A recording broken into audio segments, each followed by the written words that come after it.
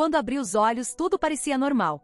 Até que percebi que o mundo não era mais o mesmo. Essa frase pode parecer clichê, mas para mim, foi a mais pura realidade. Deixa eu explicar melhor. Meu nome é Amanda, e hoje vou contar para vocês uma história que parece roteiro de novela da Globo, mas infelizmente é a minha vida real. Se preparem para uma jornada inacreditável sobre identidade, traição e minha luta para recuperar minha própria vida. Antes de começar, quero avisar, essa história é intensa. Tem momentos que ainda me fazem tremer só de lembrar, mas acho importante compartilhar porque nunca sabemos quando a gente pode estar do lado de alguém passando por algo parecido. Então se acomodem, peguem um café e vamos lá. Minha última lembrança antes do coma era de um dia típico de outubro em São Paulo. Aquela garoa chata, o trânsito infernal na Marginal. Eu estava indo para o trabalho, animada para apresentar um projeto grande na empresa. Lembro de ter passado numa padaria, comprado um pão de queijo e um café. O cheiro do café ainda estava no carro quando tudo aconteceu. Eu trabalhava numa consultoria de marketing digital. Tinha acabado de completar 28 anos e estava prestes a ser promovida a gerente de projetos. Minha vida parecia estar nos trilhos, sabe? Tinha um namorado incrível, o Carlos, estávamos juntos há 3 anos e até falávamos em morar juntos. Meus pais estavam orgulhosos, meus amigos sempre por perto. Eu me sentia realizada. Naquela manhã, eu estava especialmente ansiosa. O projeto que eu ia apresentar poderia ser um empurrão final para minha promoção. Tinha passado semanas preparando cada detalhe. Mal sabia eu que nada daquilo importaria em algumas horas. O acidente aconteceu tão rápido que nem deu tempo de reagir. Eu estava na faixa da direita quando um caminhão perdeu o controle na faixa ao lado. Num piscar de olhos, senti um impacto brutal. O mundo girou, ouvi o som de metal se retorcendo, vidro quebrando. E depois, silêncio. E eu? Bem, não lembro de nada depois disso, mas fiquei sabendo depois que meu carro ficou irreconhecível. Os paramédicos disseram que foi um milagre eu ter sobrevivido. Aparentemente, o airbag e o design do carro salvaram minha vida, mas o impacto na minha cabeça foi severo o suficiente para me colocar em coma. Quando finalmente acordei, 3 meses tinham passado.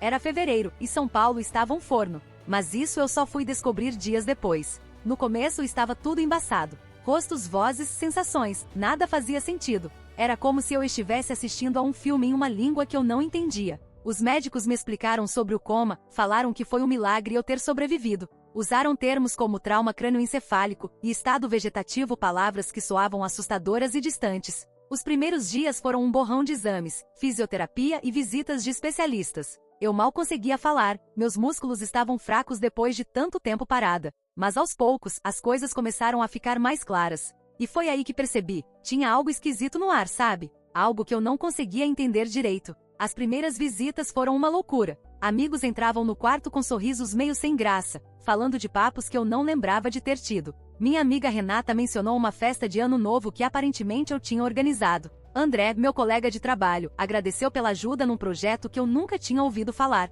Colegas do trabalho mencionavam decisões que eu supostamente tinha tomado em projetos. Meu chefe, Ricardo, até mandou flores agradecendo pelo excelente trabalho nos últimos meses. Eu ficava cada vez mais confusa. Achei que era só minha memória pregando peça por causa do trauma. Afinal, 3 meses é muito tempo, né? Talvez eu só estivesse esquecida. Meus pais estavam sempre por perto, mas eles pareciam estranhos, como se estivessem escondendo algo. Eu perguntava sobre o que tinha acontecido nos últimos meses, e eles sempre desconversavam, dizendo que eu devia focar na recuperação. Mas aí aconteceu algo que mudou tudo. Meu namorado, quer dizer, meu ex-namorado, entrou no quarto. O Carlos entrou meio sem jeito, com uma cara que misturava alívio e culpa. Ele chegou perto da cama, pegou minha mão e falou: "Amanda, que bom que você acordou. Eu sinto muito pelo que rolou entre a gente." Fiquei boiando total e perguntei do que ele estava falando. A resposta dele me deixou gelada. "Você não lembra? A gente terminou faz quase 2 meses. Você falou que precisava de espaço, que não estava feliz. Meu mundo caiu ali mesmo.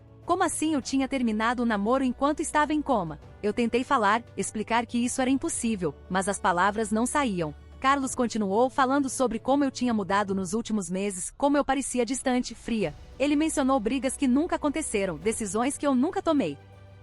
Foi nessa hora que comecei a desconfiar que tinha algo muito errado acontecendo. Não era só minha memória falhando. Era como se alguém tivesse vivido minha vida por mim nesses 3 meses. Pedi pro Carlos sair. Disse que precisava processar tudo aquilo. Assim que ele saiu, chamei a enfermeira. Precisava de respostas, e precisava agora. Nos dias seguintes foi só bomba atrás de bomba. Minha melhor amiga, a Júlia, falou de uma viagem que a gente tinha feito juntas pro litoral em janeiro. "Lembra como você ficou brava quando aquele cara derrubou caipirinha no seu vestido novo?" Ela perguntou rindo. Eu não fazia ideia do que ela estava falando. Meu chefe ligou para desejar melhoras e agradecer pela apresentação incrível que eu tinha feito no mês passado. Aquele cliente japonês ficou impressionado com seu domínio do mercado asiático. Ele disse: eu mal sabia onde ficava o Japão no mapa, quanto mais sobre seu mercado. Eu estava vivendo um pesadelo acordada. Nada fazia sentido. Era como se eu tivesse pulado para uma realidade paralela onde outra Amanda tinha vivido minha vida por 3 meses. Foi quando uma enfermeira novata entrou no meu quarto e soltou a bomba. Desculpa, mas você tem uma irmã gêmea?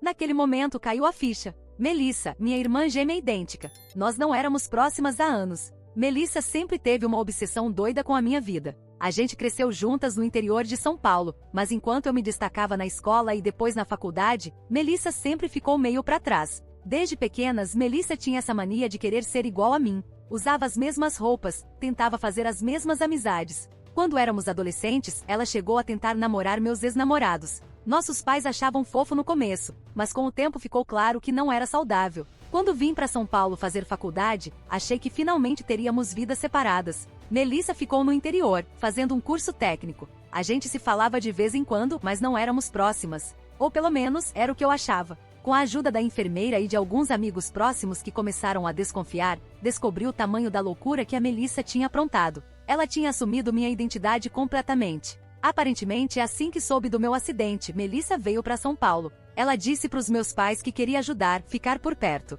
No começo, ela só visitava o hospital, dava uma força. Mas aos poucos, ela foi se infiltrando na minha vida. Começou com pequenas coisas. Ela pegou meu celular no hospital e começou a responder mensagens como se fosse eu. Depois, convenceu meus pais a deixá-la ficar no meu apartamento, para cuidar das coisas. Em questão de semanas, ela estava vivendo minha vida completamente. Vasculhamos redes sociais, WhatsApp, e-mails, registros do trabalho. Melissa tinha se infiltrado em cada pedacinho da minha existência. Ela foi trabalhar no meu lugar na consultoria, usando a desculpa de que eu estava em home office por causa do acidente. Chegou até a ganhar uma promoção que eu estava de olho há tempos. Ela saiu com meus amigos, foi em churrasco de família e sim, terminou meu namoro com o Carlos. Aparentemente, ela achou que não conseguiria manter a farsa com alguém tão próximo, então inventou toda uma história sobre como eu tinha mudado, depois do acidente e precisava terminar. O mais assustador, ela fez tudo isso com uma precisão de dar medo. Conhecia cada detalhe da minha vida, cada mania, cada segredo. Era como se ela tivesse se preparado para isso a vida toda. E pensando bem, talvez ela tenha mesmo. Descobri que nos últimos anos, enquanto a gente mal se falava, Melissa estava obcecada comigo. Ela seguia todos os meus passos nas redes sociais, sabia de cada projeto no trabalho, cada viagem com amigos. Ela tinha estudado minha vida como se fosse um papel que ela precisava interpretar. Confrontar a Melissa foi uma das coisas mais loucas da minha vida. Pedi para os meus pais trazerem ela no hospital, sem explicar o motivo. Quando ela entrou no quarto, usando minhas roupas, meu perfume, foi como olhar no espelho distorcido. Ela chegou toda sorridente. Maninha, que bom que você acordou. Estava morrendo de preocupação. A cara de pau dela era de outro mundo. Mesmo pega no pulo, ela tentou manter a mentira. Mas quando viu meus pais, a enfermeira e o médico todos me olhando, a ficha caiu. Ela mudou o tom de voz na hora. Você não entende, Amanda. Eu estava protegendo sua vida, mantendo tudo nos trilhos até você voltar. Mas eu sabia a real. Isso não era proteção, era roubo de identidade na cara dura. Melissa sempre quis a minha vida, e o coma foi a chance perfeita para ela realizar esse desejo doentio. O que se seguiu foi uma mistura de choro, gritos e acusações. Melissa tentou justificar suas ações, dizendo que só queria ajudar, que achou que eu nunca acordaria. Meus pais estavam em choque, percebendo como tinham sido enganados esse tempo todo.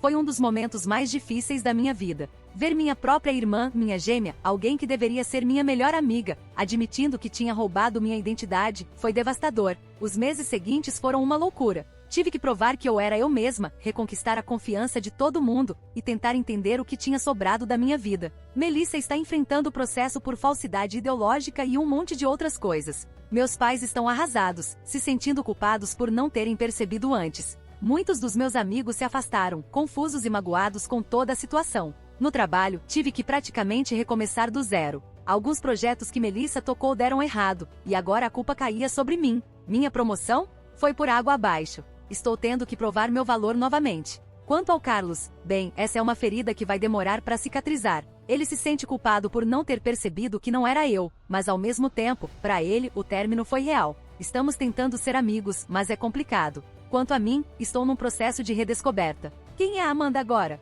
O que sobrou da minha antiga vida e o que preciso reconstruir do zero? Tem dias que acordo e não sei bem quem eu sou. É como se parte da minha identidade tivesse sido roubada, e agora eu tenho que redefinir quem eu sou. Comecei terapia, estou tentando reconectar com quem eu era antes do acidente, mas ao mesmo tempo, aceitando que muita coisa mudou. Estou aprendendo a confiar de novo em mim mesma e nos outros. Essa experiência me ensinou que nossa identidade é ao mesmo tempo preciosa e frágil. Um documento, uma senha, uma semelhança física. É tão pouco que separa a gente de perder quem a gente é.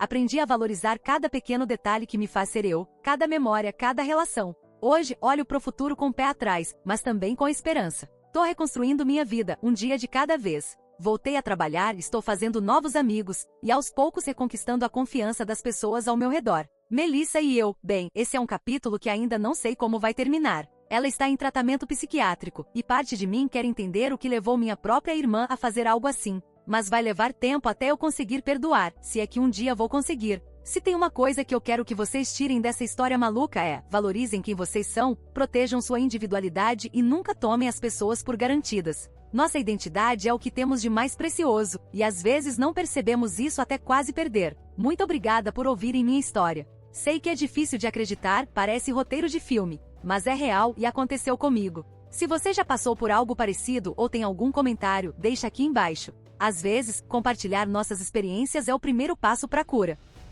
E aí galera, essa história maluca te deixou de queixo caído? Então não esquece de deixar seu like e se inscrever no canal. Compartilha esse vídeo com seus amigos e família. Vai que tem alguém precisando ouvir essa história doida pra ficar esperto, né? Vou deixar na tela mais um vídeo de traição familiares que tenho certeza que você vai curtir. Além disso, também vou deixar uma playlist com relatos sobre traição. Até a próxima!